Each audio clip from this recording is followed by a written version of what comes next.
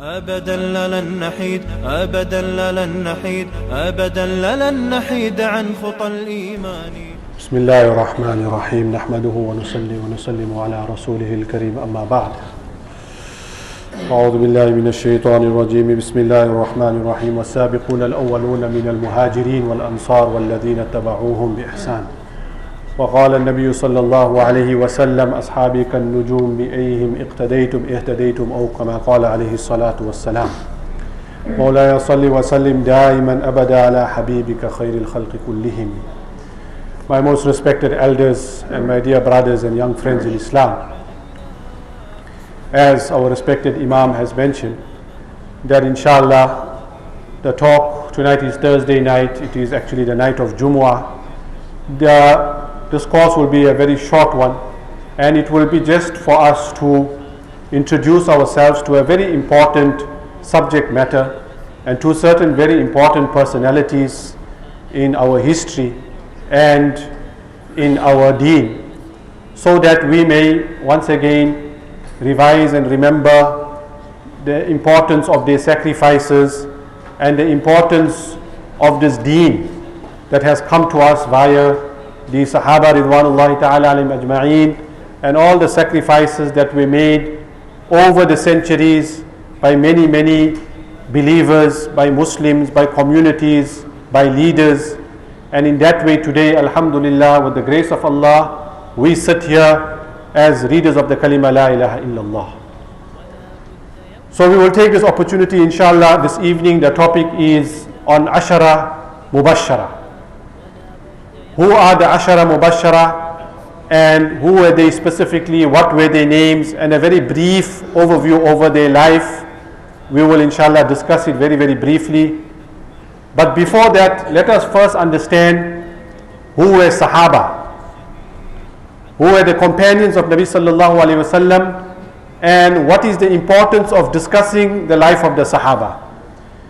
Sheikh Junaid Baghdadi rahmatullah alayhi says that to recall and to speak about the incidents of the pious, هذا جند من جنود الله. When you speak about the pious and the companions and the saints, then this is a device or a mechanism that Allah uses to strengthen our heart, to strengthen our iman, to inspire us and to motivate us. So talking about the pious people, and more so to talk about the companions and the Sahaba who were the most pious. There is no one who can be more pious and more close to Allah than the Sahaba radiyallahu ta'ala anhu. All the awliya of the world, all the pious people of the world, all the saints of the world, put them together, they are not able to come close to even one companion of Nabi sallallahu alaihi wasallam. And the reason is that a Sahabi, a companion, he had the vision of Rasulullah sallallahu alaihi wasallam. Allahu Akbar. He saw Nabi Kareem sallallahu alayhi wasallam with his naked eyes in the state of Iman. And the level and the maqam and the rank of Nabi sallallahu alayhi wasallam was such that a person who saw him and brought Iman on him, then no one can touch that person in terms of Iman. So all the awliya can come together and put all their piety together, but we cannot come close to a person who saw Nabi sallallahu alayhi wasallam and brought Iman on Nabi sallallahu alayhi wasallam and Allah. So these are the personalities that we are going to speak about. And Nabi Kareem sallallahu alayhi wasallam has mentioned that Ashabi kan nujum, that each and every one of my Sahabi is a star. They are guiding stars. بِأَيِّهِمْ اِقْتَدَيْتُمْ اِهْتَدَيْتُمْ. Whichever one of these stars you will follow, you will be rightly guided. In other words, all the Sahaba were adul. As-sahabatu kulluhum adul. Every Sahabi was on the straight path. He was on the path of Jannah. He was on the path of guidance. Therefore Allah subhanahu wa ta'ala has given the glad tidings in the Quran. Radiyallahu anhum wa radu an. Allah was happy with them. And when Allah is pleased with someone, my dear friends, that person does not need any other title. He doesn't need any other qualification. He doesn't need any other award or certificate in the world. because he's got the certificate of all certificates, and that is Allah is pleased with that person. May Allah become pleased with all of us, my dear friends. So radiyallahu anhum wa radu an, and they were happy with Allah. They were pleased with Allah subhanahu wa ta'ala's decree for them. So Nabi sallallahu alaihi wasallam has mentioned that Allah subhanahu wa ta'ala chose for me my Sahaba. Allah chose my companions for me. Why Allah chose companions for Nabi sallallahu alaihi wasallam? Because the task that they were, what was placed on their shoulders, was not an easy task. They underwent a lot of difficulty. They underwent a lot of sacrifice. They underwent tribulations of different kinds. And through their struggle, through their tears, through their blood, through their sacrifices, my dear friends, the light of Islam and the guidance of Islam spread through the four corners of the world. So therefore they had to be very special people. They had to be very sincere people. They had to be very genuine people. And they had to have, their hearts were very clean and purified, so that they could take this deen and take this sacrifice and spread it throughout the world. So we find that in the ayat of the Quran also Allah subhanahu wa ta'ala mentions that وَكُلًّا نَقُصُّ عَلَيْكَ مِنْ أَنْبَاءِ الرُّسُلِ مَا نُثَبِّتَ بِهِ فُؤَادَكَ. That all of these incidents and the life and the biography and the seerah that we read of the messengers and Rasulullah sallallahu alaihi wasallam and the Sahaba and the pious, this is to strengthen our heart. This is to strengthen our heart and to fortify us and to give us that inspiration and motivation that these were our forebears, they were our forefathers, and they made the ultimate sacrifices so that deen can come to us. And we also have to sacrifice for this deen. We also have to work hard and be steadfast on deen, so that deen can continue in this world and it can go down to the different generations and it can reach the people till the day of Qiyamah, inshallah ta'ala.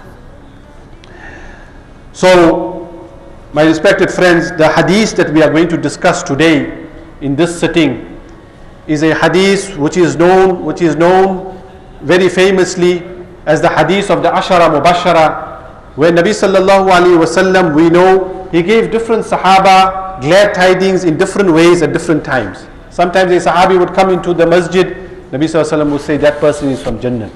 A Sahabi will be walking past, Nabi sallallahu alaihi wasallam will say that Sahabi is in Jannat. Or he will give some glad tidings for that Sahabi.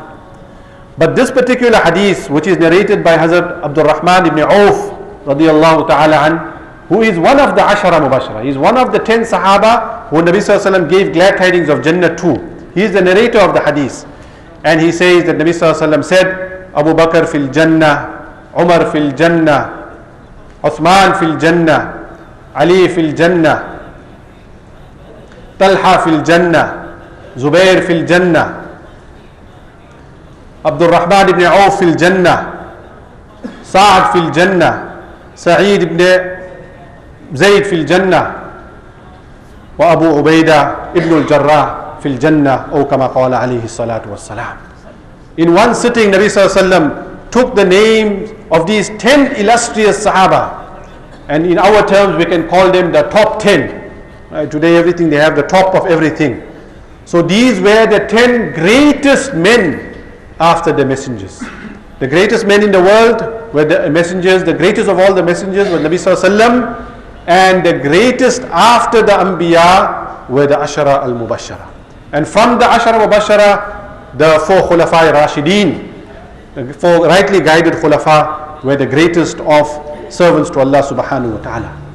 So, in this short time that we have, there is a lot of detail. We know on each Sahabi, on each Khalifa, on each of the 4 Khulafa, there have been volumes that have been written. The Muhaddiseen, the Mu'arrikhin, the historians, the writers of Seerah, they have penned down copiously incidents and anecdotes and achievements and sacrifices and sayings and different angles and dimensions of these great personalities' life. And we can imagine how much of effort they may have made and how beautiful qualities they had, what personalities they may have been, that so much can be written about them. It reminds me of an incident that Moinus Patel, Rahmatullah alayhi, great alim of this country, on one occasion somebody told him, Maulana, you have got a lot of hard work that you have put in your life. So why perhaps someone should start penning and documenting your achievements in your life, because he did a lot of khidmat in the very early days in this country. So Maulana in his humility said that my life story can be captured on the back of a postage stamp. This was his humility, that he said that there is nothing to write about me, what have I done? And this is the sign of the awliya and the humble ones, that they do not regard themselves to have achieved anything. They do not even regard themselves for anything to be written about them. But in reality, volumes can be written about them because of their achievements and because of their ranks and status.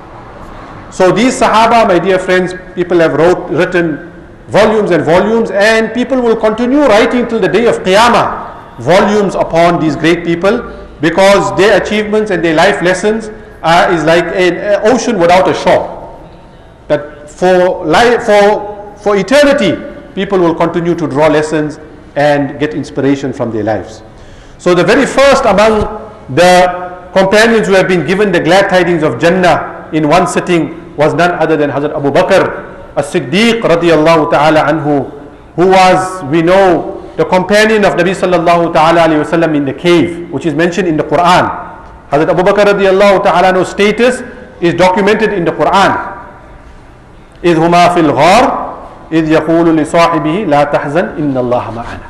When they were in the cave, Allah subhanahu wa ta'ala mentions this incident there.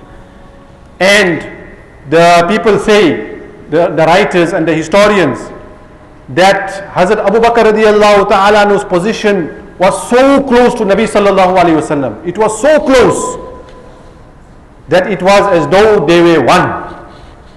Therefore, when Nabi sallallahu alayhi wasallam speaks about Hazrat Umar radiyallahu ta'ala anhu, he says, لو كان بعدي نبيا لكان عمر. That if there was a Nabi after me, then it would have been Umar. He didn't say it would have been Abu Bakr, because Nabi sallallahu alayhi wasallam and Abu Bakr radiyallahu ta'ala were so close that he went on to the next Sahabi to say, if there was a Nabi who had to come after me, Nabi sallallahu alayhi wasallam was the seal of prophets, then it would have been Umar radiyallahu ta'ala. So Hazrat Abu Bakr radiyallahu anhu's titles, my dear friends. And what do we understand by a title? A name is given to a person because of some quality in him. He's trustworthy, he's honest, he's charitable, he's pious, he's virtuous, he's knowledgeable. So Hazrat Abu Bakr radiyallahu anhu's title that was given to him was as-Siddiq, the person who was truthful and he was honest. And truthful and honesty is not only with the tongue that a person speaks the truth, but a person is truthful and honest in his actions. He is truthful and honest in his iman. He is truthful and honest in his dealings with Allah and the people. He is truthful and honest in every respect of life, physically, inwardly, outwardly, spiritually, in all respects. So Hazrat Abu Bakr radiyallahu anhu was known as Siddiq. Another title that was given to him was Atiq. Atiq means the one who was emancipated from the fire.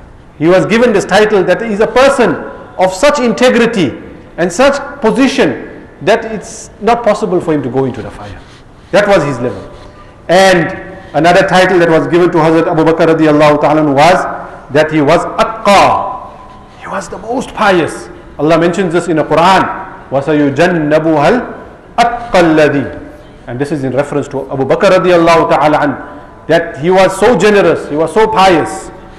And therefore, when we find in the khutbah of Friday also, it is mentioned always, أَرْحَمُ أُمَّتِي بِأُمَّتِي Abu Bakr. That among the most softest and the most lenient of my companions of people is Hazrat Abu Bakr. And therefore, when a person stands in front of Hazrat Abu Bakr radiyallahu ta'ala in Medina, then he should ask Allah, oh Allah, from the heart of Abu Bakr, grant me that softness also. Arhamu ummati bi ummati Abu Bakr. So we can go into a lot of anecdotes and incidents, but we're not going to go into that. This, my dear friends, is only, even if we today, in this half an hour, we only take the names of the Sahaba, then inshallah, that will be sufficient for us to gain the barakat from them. That at least it will give us their names, and through their names only, Allah subhanahu wa ta'ala will give us the motivation and inspiration to look into their lives and to read about them and to follow them and to emulate them. Because even in the name of a pious person, and more so in the name of a companion in the Sahabi, how much of barakat, how much of inspiration, how much of guidance there must be. So, Hazrat Abu Bakr radiallahu ta'ala anhu, Nabi sallallahu alayhi wa sallam mentioned that he was my companion in this world, and he will be my companion at the house, at the pond. And also, we know the incident of Hazrat Abu Bakr, that the first bayan in Islam, after 39 people accepted Islam, he was the first man to accept Islam. Hazrat Khadija was the first woman, first person. So he says in that bayan, he came out into the haram and he spoke to the people and he said that this is Islam and this is who Rasulullah is. And what they did, they all climbed onto him, they jumped onto him, and they brutalized him, they bashed him to such an extent that he became unconscious. And we know the story after that, that they take him home, and when his eyes open, the first thing he asks his family, how is Muhammad sallallahu alaihi wasallam? Hazrat Umar radiallahu ta'ala anhu is the second of the 10, of the top 10. And Hazrat Umar radiallahu ta'ala anhu, we know his accolades. لو كان بعدي نبيا لكان عمر. That Umar radiallahu ta'ala used to walk in one road, Shaitan used to take the other road. وَأَشَدُّهُمْ فِي أَمْرِ اللَّهِ عُمَرٍ. He was very firm on the commands of Allah subhanahu wa ta'ala. People were afraid of Umar radiallahu ta'ala anhu because of his firmness and because of his steadfastness. And therefore we find that there were 17 instances where the command of Allah and the wahi of Allah subhanahu wa ta'ala conformed with the opinion of Umar radiallahu ta'ala. 17 times. It shows the firmness of Umar, that the wahi came down in conformity with the opinion of Umar radiallahu ta'ala. So Allah subhanahu wa ta'ala had blessed him that his rule in Islam was known as the golden rule, was the golden rule in Islam. 10 years he was a Khalifa, and in that 10 years we know Islam spread far and wide. For thousands and thousands of miles we find that the Islamic empire had expanded in the time of Umar radiallahu ta'ala. So this is that great Sahabi who was known as Al-Faruq, the one who was differentiating between right and wrong. He would not be tolerant upon falsehood and wrong. So Allah subhanahu wa ta'ala blessed him with all these beautiful qualities, and just like Hazrat Abu Bakr radiallahu ta'ala anhu, he lies buried next to his companion Hazrat Abu Bakr and Muhammad sallallahu alaihi wasallam, and he made a dua. He made a dua. Allahumma arzuqni shahadatan fi sabilik wa amitni fi balati habibik. Oh Allah, grant me shahadat in your path and let me die in the city of your beloved Muhammad sallallahu alaihi wasallam. And Allah accepted both of his duas, where he was martyred on the musalla while performing Fajr Salah, and he passed away in Medina Munawwara, and he's buried in Masjidul Nabawi next to Abu Bakr radiallahu ta'ala anhu and Nabi sallallahu alaihi wasallam. The third great Sahabi, the third of the top 10 was Usman al-Ghani radiallahu ta'ala anhu. He was known as Dhun Nurayn, the possessor of two lights. Why the possessor of two lights? Because he had the two daughters, the two beloved daughters of Nabi sallallahu alaihi wasallam in his nikah. Nabi sallallahu alaihi wasallam's daughter Hazrat Ruqayya and Kulthum radiallahu ta'ala anhuma. Nabi sallallahu alaihi wasallam gave both his daughters to him, one after the other. When Ruqayya passed away, he gave Kulthum, and Nabi sallallahu alaihi wasallam mentioned that if I had 40 daughters, then I would have got all of them married, one after the other, to Usman radiallahu ta'ala anhu. And in some riwayat it comes 100 daughters also. So it shows the confidence that Nabi sallallahu alaihi wasallam had in Usman radiallahu ta'ala. Why? Because of his modesty. Because of his modesty. وَأَصْدَقُهُمْ حَيَاءً Uthman. Nabi sallallahu alaihi wasallam used to say that I have modesty and I'm shy for Usman because the angels are shy for him. That means his haya, his purity, his life was so clean and it was so full of modesty that even the angels were shy of him. And we know how much of money he spent in the cause of Islam, in the different battles. In one battle he gave 1,000 dinars and he gave 600 camels. And in the end, my dear friends, he attained shahadat, martyrdom. When the rebels, the trouble was brewing, the political trouble was brewing in the state of Islam, and for 40 days they cut the water, they cut the food. He was besieged in his own house. Who? Hazrat Usman. No food, no water. And they climbed in through the roof of his house and they attacked him mercilessly and they stabbed him, and the blood from his Mubarak body fell onto the Quran Kareem, and that Quran is preserved today in Turkey in the museum also, with the blood of Usman radiallahu ta'ala on it. And he was fasting at that time, and Nabi sallallahu alaihi wasallam gave him the bashara that, oh Usman, you will make iftar with us in Jannah. Allahu Akbar. So these were the type of personalities that we are talking about. Hazrat Usman al-Ghani radiyallahu ta'ala an Dhun Nurayn. Then Ali radiyallahu ta'ala, the fourth Sahabi, Asadullah al-Ghalib, the lion of Allah, the lion of Rasulullah sallallahu alaihi wasallam. Battle of Khaybar, 40 men couldn't open the door of that fort.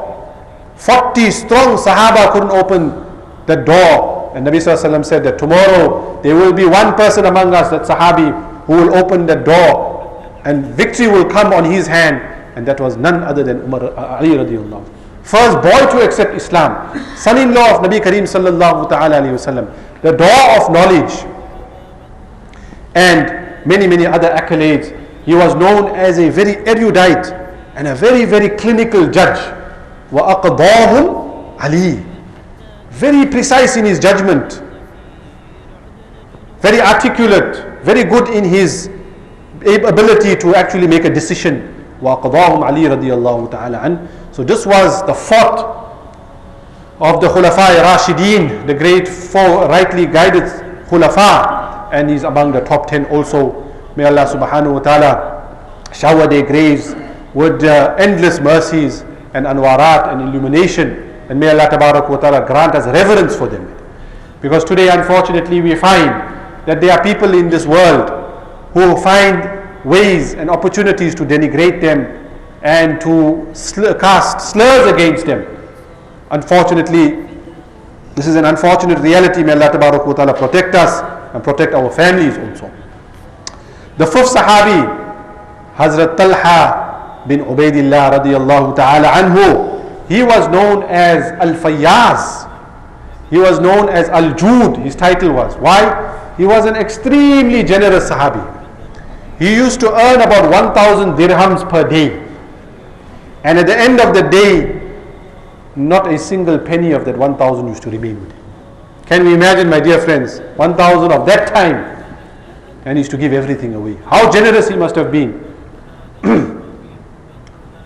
In one battle, the Sahaba were hungry, Battle of Hunayn, and he had a camel.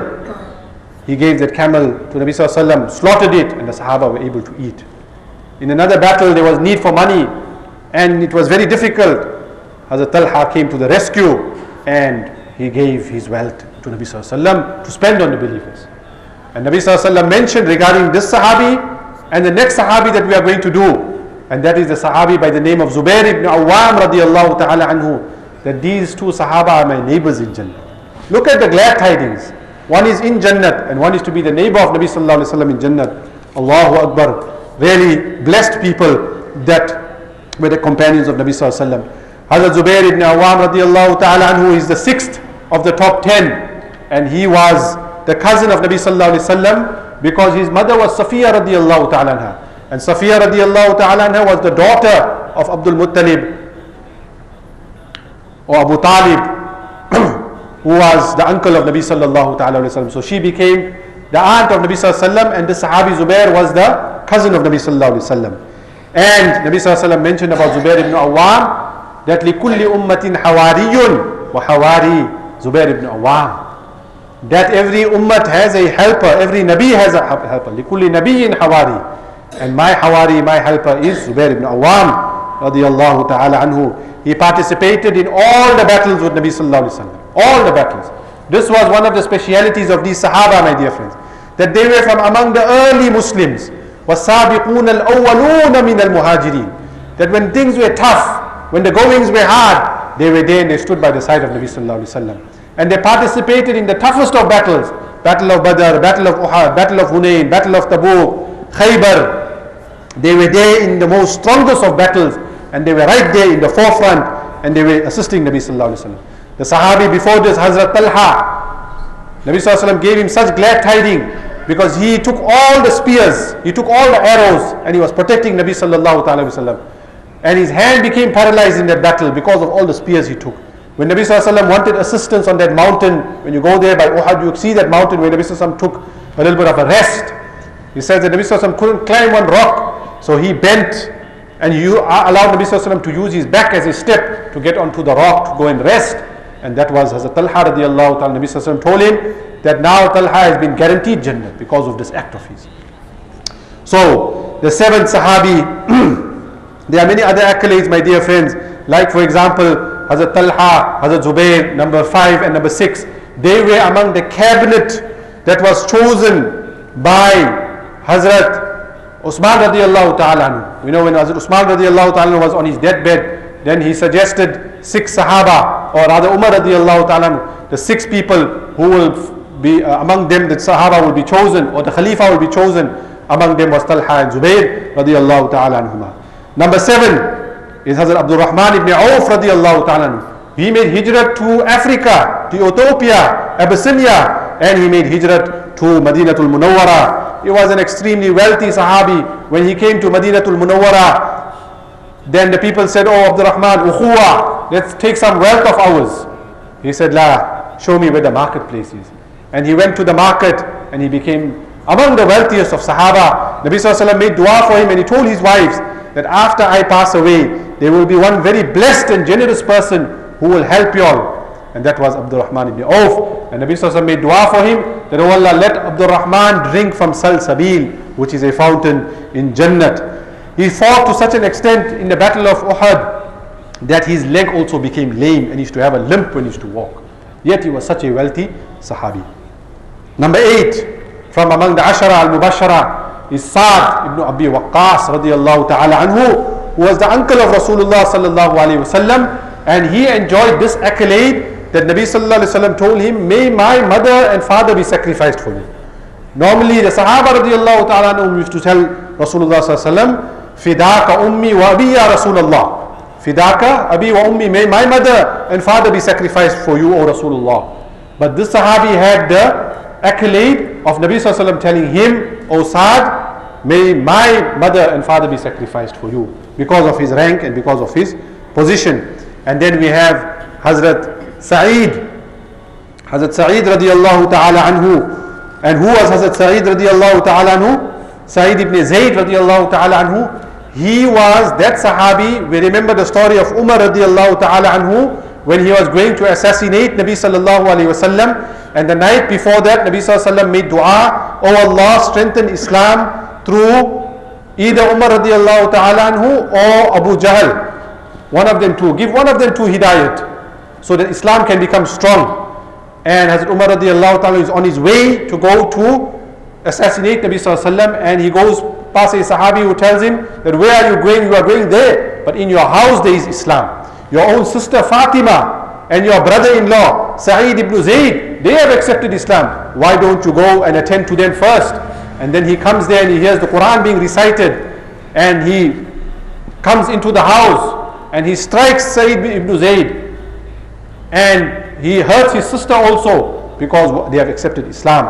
So this Sahabi, my dear friends, also a great Sahabi of Nabi Sallallahu Alaihi Wasallam, and he passed away in a place called Aqiq, and his body was returned to Madinah Munawwara, and he is buried in Jannatul Baqi at the age of 73. He had passed away, and his title is Abul A'war al-Adawi. And the last Sahabi that we will speak about today, may Allah Tabarak wa Ta'ala give us the barakat and the blessings of all these Sahaba, my dear friends.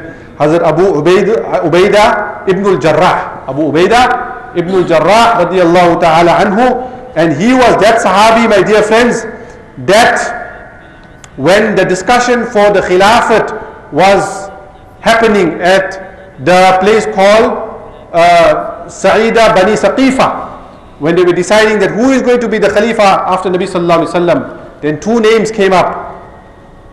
One was the name of Abu Bakr radiallahu ta'ala anhu, and one was the name from the Quraysh, and one was the name of Abu Ubaidah ibn Jarrah. So we can imagine his rank. Already at that time, people had held him in high esteem. And he is that Sahabi who passed away in Jordan in the plague of Amwas. And Allah Tabarak wa Ta'ala had blessed him. He was known as Aminul Ummah. Nabi Sallallahu Alaihi Wasallam has mentioned that لِكُلِّ أُمَّةٍ أَمِينٌ وَأَمِينُ هَذِهِ الْأُمَّةِ Abu Ubaidah ibn Jarrah radiallahu ta'ala, because of his trustworthiness, because of his honesty, and because of the way that he used to transact and conduct himself with people. So we find, my dear friends, that Allah Tabarak wa Ta'ala has blessed the companions, and He blessed those who will follow the companions also. So we will just one more time mention their names for barakat, that Allah Tabarak wa Ta'ala bless us and infuse us with their names. and also so that we can inshallah begin to start studying and reading about these Sahaba. We read a little bit about each one every day from Hayatu Sahaba, from Fadail Amal and other books. Then inshallah Allah Tabarak wa Ta'ala will fortify our hearts, like we have mentioned in the beginning. لِنُثَبِّتَ بِهِ فُؤَادًا. So these incidents, the blessings and barakat of these incidents will strengthen and fortify our hearts. The first Sahabi is Hazrat Abu Bakr radiallahu ta'ala. The second is Hazrat Umar al-Faruq radiallahu ta'ala. The third is Hazrat Usman al-Ghani Dhun Nurayn radiallahu ta'ala. The fourth is Hazrat Ali karramallahu wajhu, the lion of Allah and Rasul sallallahu alaihi wasallam radiallahu an.